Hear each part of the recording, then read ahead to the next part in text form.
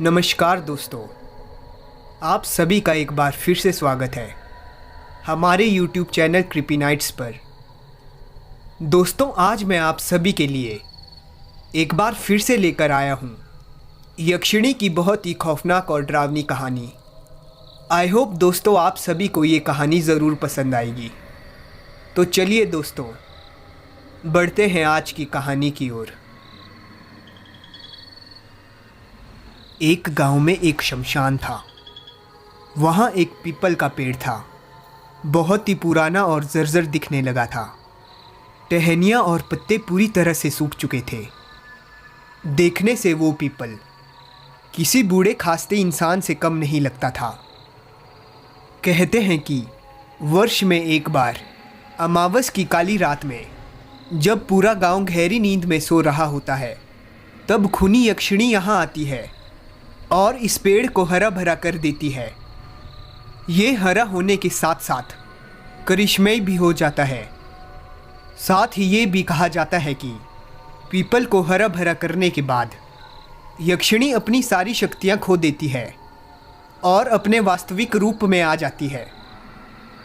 यक्षिणी किसी इंद्र की परी और अप्सराओं की भांति सुंदर और आकर्षक दिखती है, लेकिन वो अपनी शक्तियाँ वापस पाने के लिए अगले 1 महीने तक किसी को अपना शिकार बनाती है और उसका खून पीकर इस पीपल के पेड़ पर जादुई साधना करती है, जिससे वो फिर से अपनी पूरी शक्तियां पाकर अपने देवलोक वापस चली जाती है। राजू इसी साल शहर से कुछ काली विद्या और काला जादू सीखकर गांव वापस आया था। लोग उसे अपना मसीहा समझने लगे थे। वो लोगों की छोटी मोटी भूत प्रेत से संबंधित समस्याएं सुलझा दिया करता था।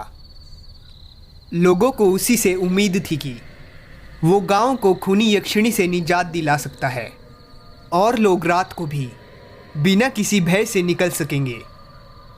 राजू भी यक्षिणी को बस में या फिर उसके वास्तविक स्त्री रूप को हमेशा के लिए करने की योजना में जुट गया था। एक दिन वो गांव के सबसे बुजुर्ग इंसान लुटरी बाबा के पास गया। लुटरी बाबा अपने घर के बाहर छोटी सी कुटिया में रहा करते थे। बाबा ने खुशी जताते हुए उसके आने का कारण पूछा तो उसने बताया कि बहुत पड़ताल करने के बाद पता चला कि बाबा आपको यक्षिणी को बस में करने की विधि पता है। अगर आपको कोई दिक्कत ना हो तो मुझे बता दो, मैं यक्षिणी को बस में करके पूरे गांव पर राज करना चाहता हूं। उसकी बात सुनकर लुटरी बाबा बहुत ज़ोर ज़ोर से हंसे। हंसते हंसते उनकी खांसी भी जोर पकड़ गई थी। उन्हें हंसता देख राजू को आश्चर्य हुआ। उसने पूछा, बाबा आप हंस क्यों रहे हो? लुटरी बाबा ने बताया, बेटा वो बहुत ही डरावनी और खूनी है। उसे जिसने भी बस में करने की कोशिश की है उसे मुंह की खानी पड़ी है और जान का भी खतरा है। यक्षिणी खून की प्यासी है। वो जिंदा कलेजे का लहू पीती है।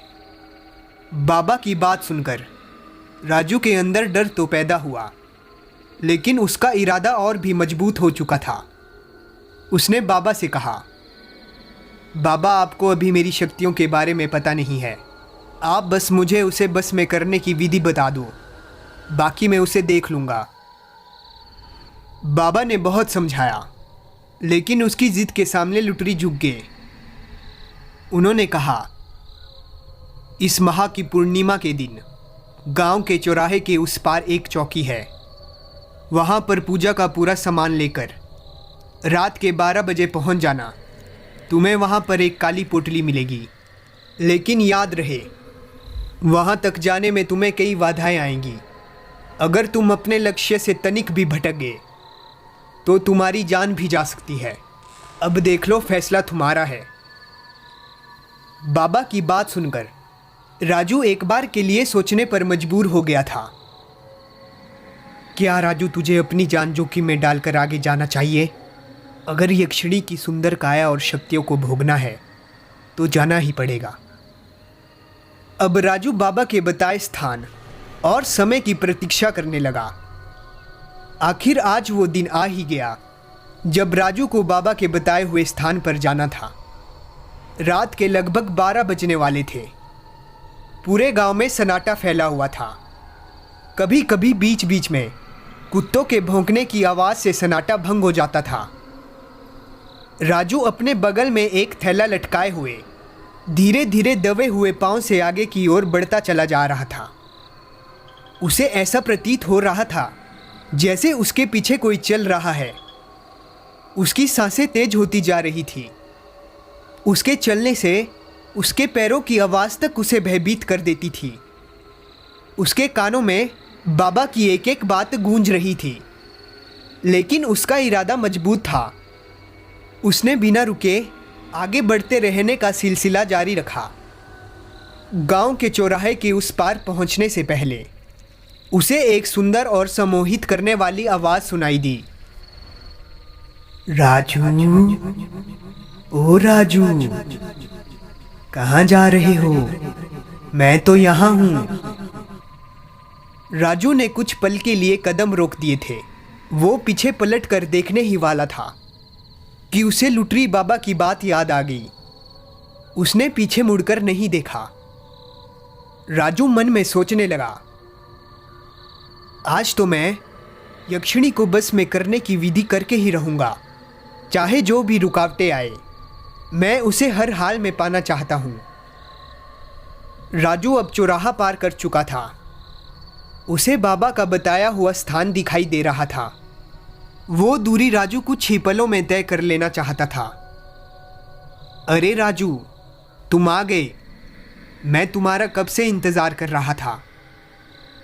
लुटरी बाबा की आवाज़ सुनाई दी। राजू बहुत ही कंफ्यूज हो चुका था। बाबा ने तो बस जगह बताई थी, खुद आने को तो कहा ही नहीं था। क्या सोच रहे हो? जल्दी करो, रात के 12 बजने वाले हैं। फिर से उसे ये आवाज़ सुनाई दी। राजू के पास सोचने के लिए कुछ ही पल थे, क्योंकि उसे ये विधि 12 बजे शुरू करनी थी और समय बहुत ही कम रह गया था।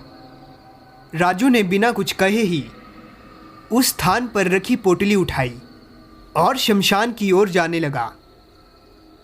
अब उसे अपने आगे पीछे बहुत से जानवर और लोग आते जाते दिख रहे थे। सभी उसे रोकने और भटकाने का प्रयास कर रहे थे। राजू ने अपनी मंजिल का पहला इम्तिहान तो पास कर ही लिया था। लग रहा था राजू गांव का पहला इंसान होगा जो यक्षिणी और गांव दोनों को अपने बस में कर लेगा और इकलौता शक्तिशाली तांत्रिक बन जाएगा। राजू जल्दी ही उस पीपल के पेड़ के नीचे पहुंच गया था। आज पीपल का पेड़ पूर्णिमा की चांदनी रात में पूरी तरह से चमक रहा था। राजू ने पेड़ को देखा और मन ही मन सोचा, बहुत जल्दी ही मैं भी तुम्हारी तरह इस चंडी रात में अपनी चमक बिखेरूंगा। तभी राजू की नज़र शमशान के दूसरे कोने पर पड़ी, जहां उसने एक सुंदर औरत को जलती आग के पास रोते बिलखते हुए देखा। उसके हृदय में दया आ गई। उसने सोचा पहले उसका हाल जान लिया जाए, क्योंकि वो कोई दुखी लग रही है। राजू जैसे ही उसकी ओर बढ़ा, वो औरत जोर जोर से हंसने लगी थी।